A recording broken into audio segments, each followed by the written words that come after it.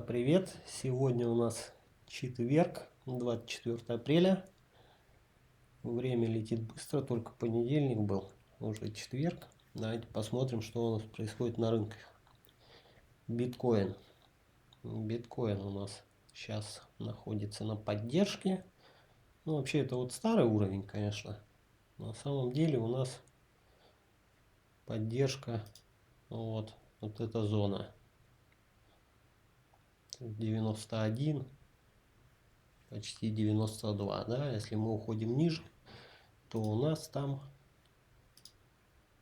будет следующая зона, там 87-88.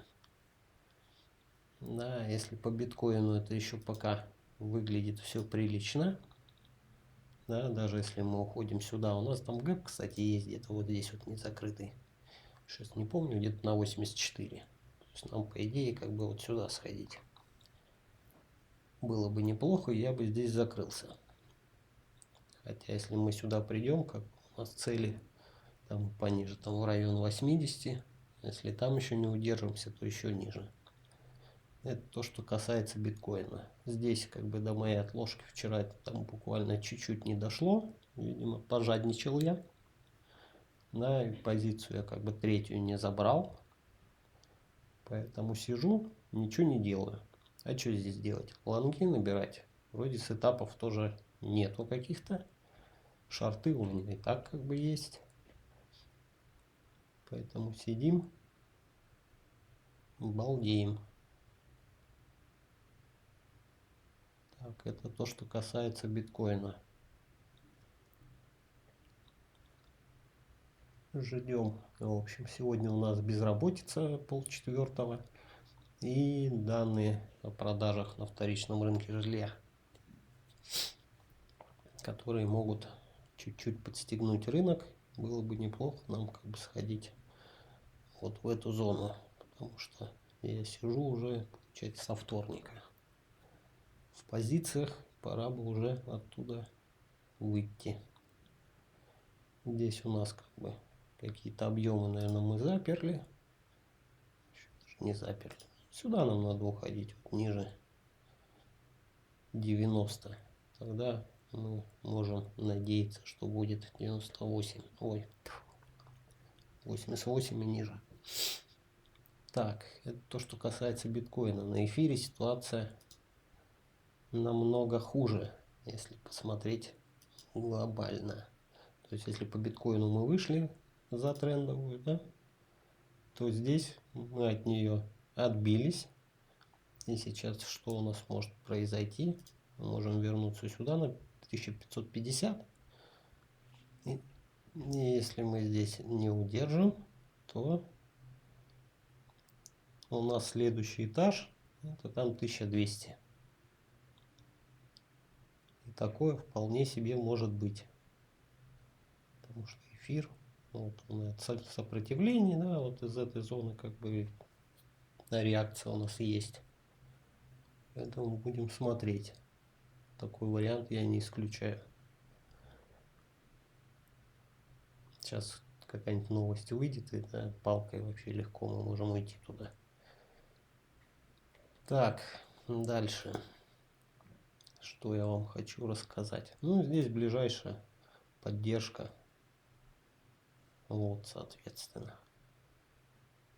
Эту зону можно там серединку взять. Так, что я вам еще хотел рассказать? На хедлайнерах подслушал. Подкаст был с Клевцовым. Там трейдер старый, я еще подкасты с ним смотрел еще 3-4 года назад там. Он торговал на МВБ. Ну, скальпером когда-то он был. И, в общем, там кто-то из пропа брал у него там интервью.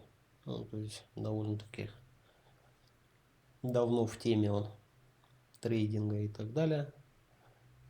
Сейчас он занимается арбитражом фьючей на золото, ну, между МВБ и Форексом.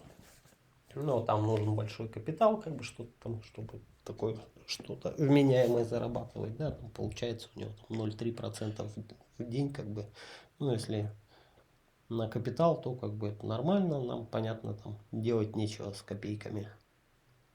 Но он про темы кое-какие намекнул, да, что на биржах есть монетки, да, которые никому не нужны, и их поддерживает маркетмейкер, я не знаю, знаете вы или нет, но на бирже должны быть объемы торгов. То есть в любом случае это как бы делает автоматически маркетмейкер, если как бы, ну, интерес среди покупателей, продавцов нет к монете, как бы маркетмейкер включает там алгоритмы определенные и как бы сам с собой торгует условно. Да, и эти монеты не привязаны ни как бы к биткоину, ни к рынку, они вообще ни с чем не коррелируют. То есть они сами там по себе, там по алгоритму ходят. И вот. Это определенная неэффективность, и которую типа можно отторговывать. Ну, я там нашел на одной бирже монетки такие и буду вот пробовать сегодня, завтра. Ну, там, наверное, в течение какого-то времени надо будет поторговать, посмотреть. Но там минус в чем? Что там нет ликвидности. Ну, то есть я буду пробовать условно там с плечами какими-то заходить там на $100. Ну, то есть вот такого плана посмотреть, что получается, как бы если будет алгоритм давать там забирать прибыль, потому что может получиться условно, как только туда живые деньги заходят, да, алгоритм может быть настроен так, что он палку как бы дает, ну, тем более, если ты с плечами, да, в какую-то сторону, которую тебе, естественно, не надо, и как бы деньги у тебя забираются. Поэтому там надо пробовать, смотреть, как бы, ну, во-первых, и ликвидность, сколько туда можно закидывать, и как работают алгоритмы эти, ну, как сказать-то, ну, скажем так, реагируют на живые деньги. Ну, то есть вы понимаете, он там сам с собой торгует, продает, покупает, да, ты туда закидываешь как бы свою ликвидность, и они ее могут забрать или не могут. Ну, в общем, я и хочу посмотреть, как это будет работать и насколько можно туда закидывать ликвидности много. Это раз. И два, он что-то намекнул по поводу листингов на бирже новых. Да, я посмотрел, но я смотрел не спот, я смотрел фьючи. Ну, потому что спот как бы, не знаю. Ну, это опять же туда же надо деньги закидывать довольно-таки большие. Да, чтобы что-то там заработать. А фьючи с плечами как бы можно попробовать.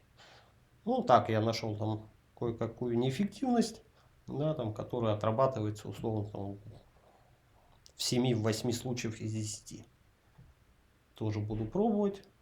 Но там проблема же в чем? Фьючи же как бы, ну, листят не каждые там 5 минут. Условно, да, это в день, там, я не знаю, там, если 2 листинга проходит, то хорошо. Ну, понятно, что бирж много, надо еще остальные посмотреть. Может там как бы то же самое, их побольше. Ну, как бы начнем сначала с одной, посмотрим, что будет получаться. И я вам потом расскажу. Ни биржи, ни монеты я сейчас не говорю вам конкретно, да, там их название и так далее, потому что, ну, они низколиквидные, и понимаете, да, это как бы ни в группы, никуда выкладывать вообще нельзя.